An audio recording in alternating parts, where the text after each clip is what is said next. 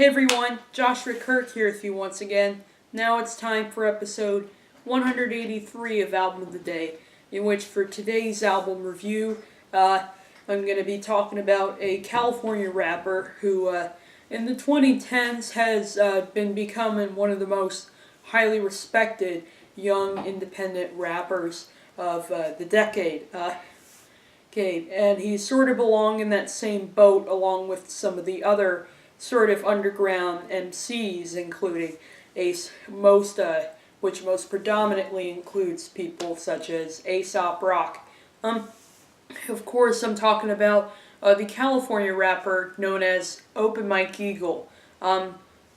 Eagle, who started gaining some critical acclaim off of his sort of debut album, sort of his first sort of like well-known album entitled Dark Comedy, which was followed by an EP called The Special Episode Of in 2015, along with a side project called Kavanaugh, and then following that, last year in 2016 was Hella Personal Film Festival, which was a collaborative record that he did with British hip-hop producer Paul White.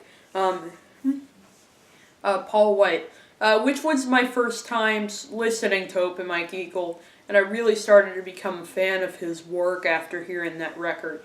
And now I'm here to review his latest record, which came out on September the 15th, 2017.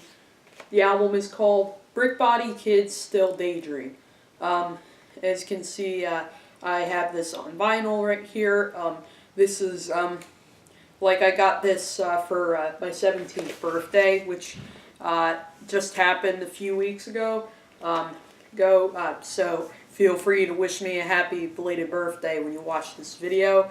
Happy 17th birthday, that is. And I would say this. I'm going to make a bold statement. This is probably my second favorite rap album of 2017. I mean, it's number 24 on my top 50 albums of the year. It's in my top 25 video if you want to go check that out. Anyway, this is a really cool album cover, so definitely happy to own the album cover on a big vinyl format, because, you know, it just doesn't look the same on a CD. And then there's the back, which it's a really nice painting of Mike Eagle, which, of course, features a window with people in there, so kind of like hence the whole brick body thing, you know, kind of a whole metaphor here on this record, which is utilized very nicely. There's 12 songs on here, it's over 40 minutes long, and there's over 10 different producers on here. And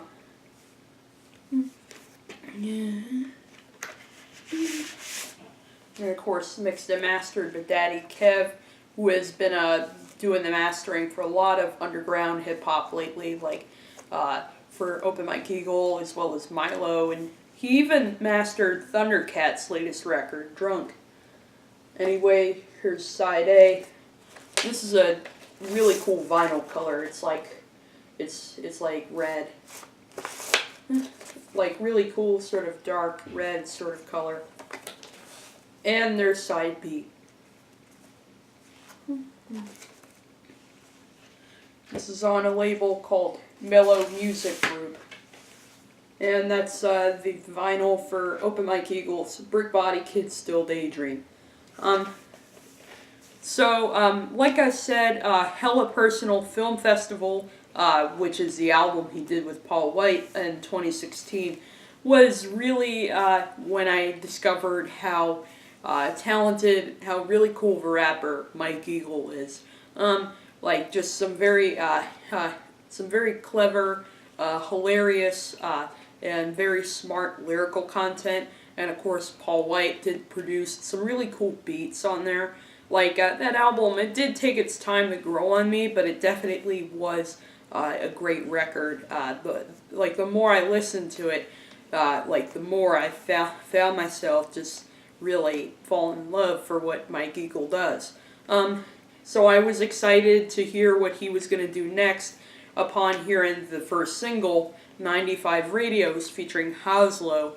And upon hearing this record, I'm definitely very, very pleased to say. My Open Mike Eagles definitely come out with by far his most political record yet, but also by far one of his most by far his most lyrically engaging record to date, and also some of his catchiest to date, as well as this is definitely some of the most musically dense I've heard from him. I mean, all the producers who are handling production on this record definitely do produce some really cool, very wonderfully produced beats.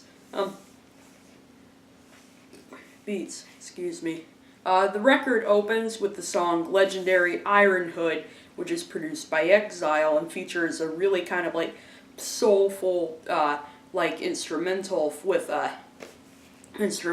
some organ, the organ, the soulful backup vocals, as well as kind of the odd electronic elements, as well as the really cool guitar part played by They Might Be Giants' current guitarist Dan Miller, and his lyrical content sort of he sort of likens he sort of talks about this like sort of figurative iron hood that he sort of likens himself to sort of show how no matter how much people may try to like bring him down or something like that, he's still gonna like really stand up for himself and go, ain't nothing gonna stop me now. And he definitely comes through with some very clever bars here on this track.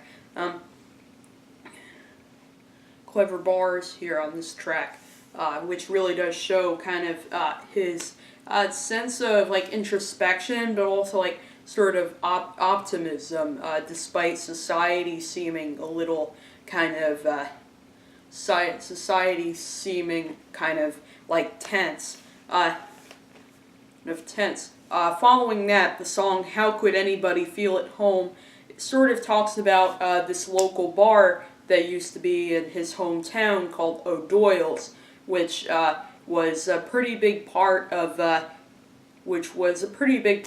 his society to try to get to know people and try to get used to the environment and whatnot. And it always was there, even when it snowed. But it just recently closed, so he's like feeling distraught because it sort of feels like a second home to him, and he doesn't know how anybody could feel at home anymore now that it's gone. It's gone. It's sort of, and I like some of the bars on here, like everybody's secrets inspire all of my scenes. Scenes and saying I done told some goofy shit that sounded like a poem. I spun in rounds and circles on the globe, so who the hell could ever feel at home? It definitely is a hook that's not only incredibly catchy, but bound to sort of be stuck in your head in the sense of kind of the emotional impact that that line really has. And I also love the kind of somber instrumental DJ Nobody produces on this track. The wheezing mellotron flutes, as well as some kind of dreary piano, as well as a beat that kind of sounds like a clock ticking, like that keeps good time really well. The song Hymnal, produced by Hymnal, which is produced by Andrew Broder, is definitely one of the most killer instrumentals on the entire album. The beat and the synths definitely do keep some really good time, and definitely and also do like some of the weird noises that are incorporated into the instrumental, like the sirens going woo woo, was definitely really nice on there. Really nice, and also that bridge is like really beautiful with the way that the piano and the electronics create this really beautiful kind of like beautiful kind of airy, cathartic sound, which I do really like. And definitely some of the most memorable bars here on this album come from this song. And I love that bridge as he goes, "I ain't no chili pepper, I ain't got mama's gun." Yeah, I love that line. And sort of using this kind of eat an apple a day philosophy metaphor as like kind of trying to find his place in society by kind of really speaking out against himself and against others. And and then we have this really awesome verse by Sammus that really is very counterproductive to that. And she really does put on some very clever bars, and I love love all the kind of rhymes that go on in all the last words, making references to Steve Jobs, Freeze Pops, but really having some really sort of smart things to say to really back up those references. And it really is the highlight of the song for me. The song "No Selling," Uncle Butch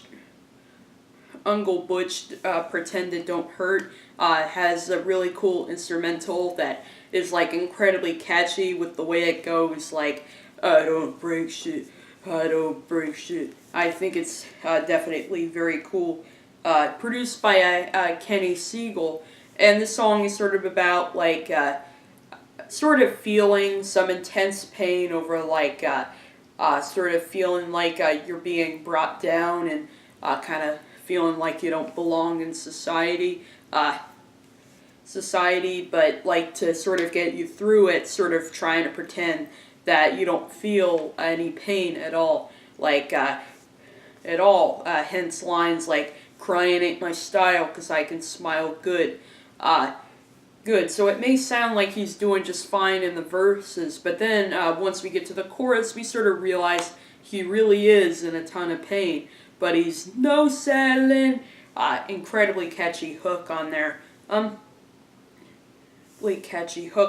It sounds pretty similar to something off of Hella Personal Film Fest. Like, it sounds like Paul White could have produced that instrumental, but definitely doesn't sound like anything that fit on that album at the same time. Happy Wasteland Day is sort of a song about sort of his environment, sort of feeling like this wasteland that isn't really helping anyone, or it's just sort of a place where people feel kind of lost, and they just kind of wander off trying to find somewhere where they feel like they can feel good about themselves. But at the same time, Mike Eagle sort of feels a sense of strength and wants to sort of bring everybody together and make a circle on Halloween and stuff like that. And I love how he sort of metaphorically says stuff like I better call up my congressman and tell him what we're going to do, so that way our environment doesn't feel like a wasteland anymore, and people really can feel like they're being treated right and stuff like that. So that we're all going to get involved and quit tripping.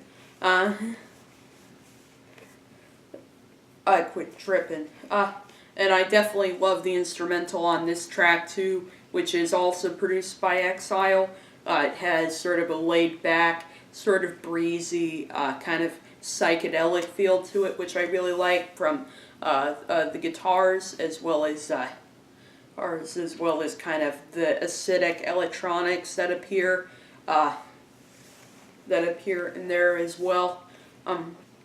The song "Daydreaming" in the Projects, by far one of the hookiest songs on the album, which I will admit, the usage of auto-tune on his voice actually really works on this track. actually really works on this track, and it really makes it sound more melodic than annoying, which I think is a very good thing. Even though when I first heard it, wasn't really sure what to think of that. But it definitely has grown on me the more I've listened to it. The song, this is sort of a song that goes out to like the ghetto children that are like solving problems, splicing cables, in the projects around the world, and there are some definitely pretty hilarious bars on this song, like in the third verse, where he's like,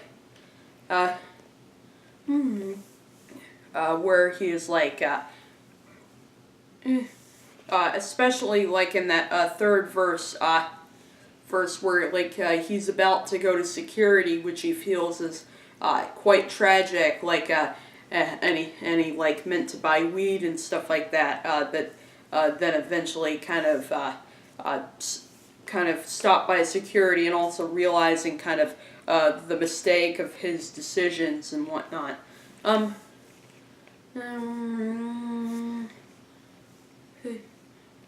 whatnot. And also love how catchy the instrumental is. The peppy horns, as well as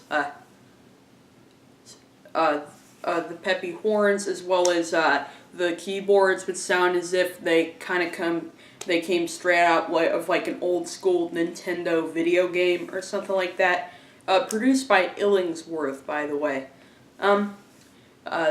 There we have the second single, which is Brick Body Complex, which really is pretty much a big, like, defining gem on this album.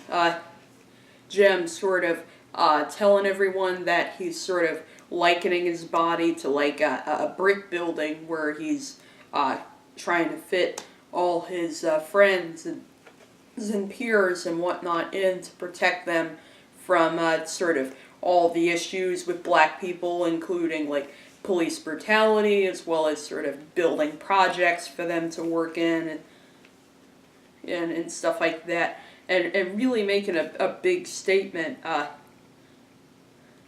When he says my, I can't say it, name is Michael Eagle. I'm sovereign. I come from a line of ghetto superheroes. I holler. I got something to bring to your attention.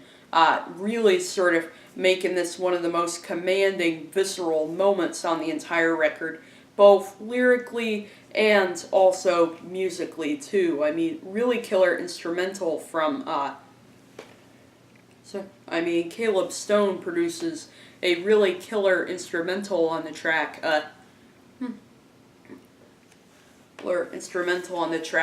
Which makes this sound incredibly catchy.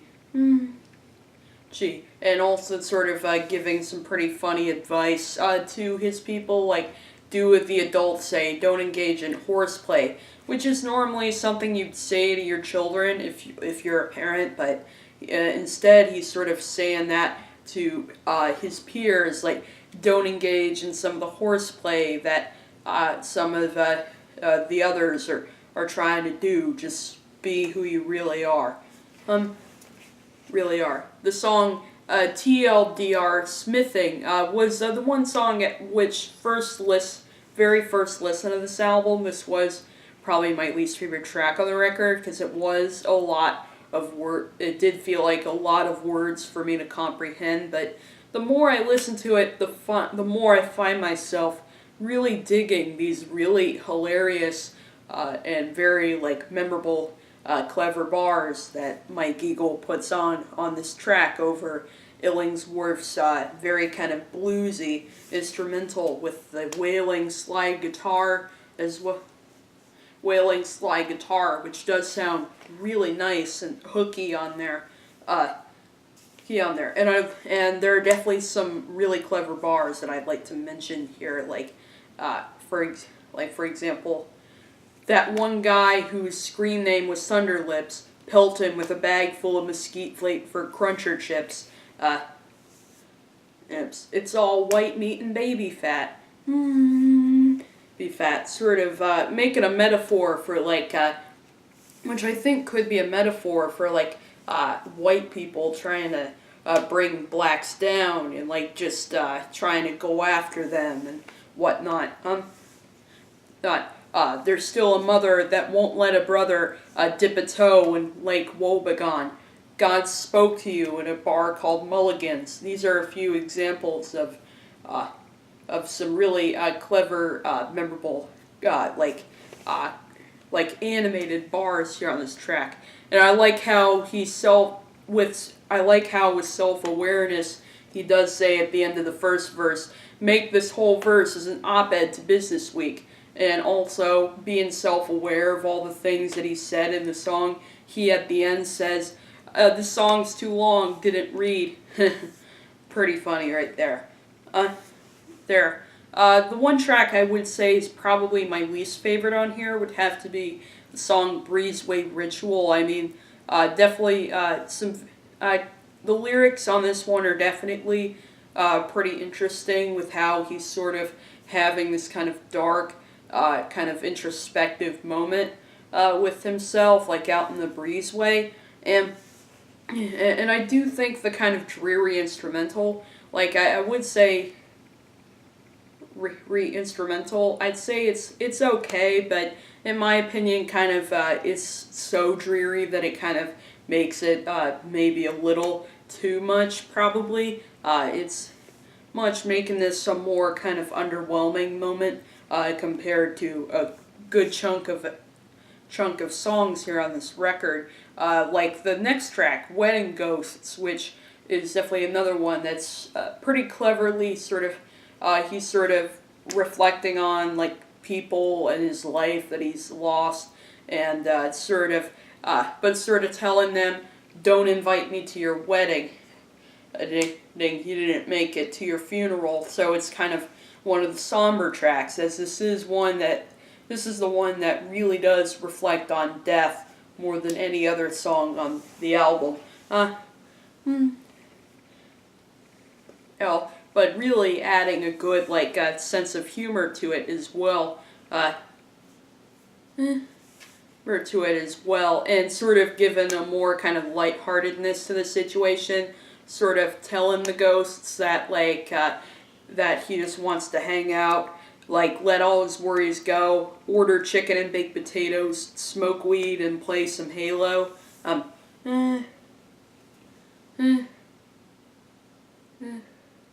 Halo, and I also do like the kind of spacey, kind of 80s inspired instrumental, which I think hilariously actually occurs mostly at the outro, which does kind of fade out abruptly. But I definitely really like this track with the kind of the smart, sort of clever, sort of more kind of abstract views on death. The song 95 Radios was definitely a good choice for the lead single here, because it really kind of gave people a sneak peek at what to expect from Mr. Eagle here on this record. By far his most kind of overtly political and most kind of societal record to date with his lyrics. But still definitely delivering his own character and sense of humor, which Hoslow also does here on this track with his verse, which he begins it with hard to express when the world is listening. Sort of the radio's sort of being sort of like a metaphor for rather he isn't referring to literally a radio in his car, but rather referring to people in his life that are really important to him and whatnot. Sort of make with lines in between PM dawn and sunrise, sort of referring to other peers in the rap, some of his peers and whatnot, and making reference to Tip saying rock on, with his guy Stefan, who unfortunately saw himself doing things he would live to regret. Which the Stefan he may be referring to, maybe Stefan Burnett, the lead singer for Death Grips. I'm not exactly sure, but definitely really interesting verse that he puts on here on this track. And Mike Eagle comes through with a verse that's just as engaging, with some clever bars the old me would drink a 40 and eat bologna, and stuff like that, and sort of expressing sort of his problems, but at the same time saying that it's worth it, because the whole block is listening except the kids. They're so not interested. And in the chorus definitely is really clever, as he says he drove through the neighborhood, sitting in a car all day, and wrapped both hands in tin foil, pointing at the window frame, and then in his grandma's basement, going through every closet door. He's trying to find a radio, aka his peers, everywhere, but he sort of seems lost in a wasteland. Pretty much. And Hoslow produces a really cool, soulful instrumental on here too. Which has really cool sort of wailing guitars in the background. As well as some kind of spacey sort of electronic textures in here that are really nice. And then the song, the album pretty much falls apart in the closing track, My Auntie's Building, sort of talking about how his aunt's building just out of nowhere, unfortunately, was hit by a wrecking ball by someone who obviously has something against sort of his people and whatnot, and also sort of explaining all the stuff that he remembers fondly from that building, including no lobby, no swimming pool, no need in buying no swimwear, and talking about how pretty much this whole town could see it. Church people saw it, as well as some of his friends and some of his family, which unfortunately witnessed this pretty bad thing that happened. But then at the end of the song, Mike Eagle, in a very surreal way, says, "That's the sound of them tearing my body to the ground," sort of expressing the brick body complex. Sort of fallen apart now, and it's kind of industrial flavored instrumental. Definitely does fit really well with it. I do really like some of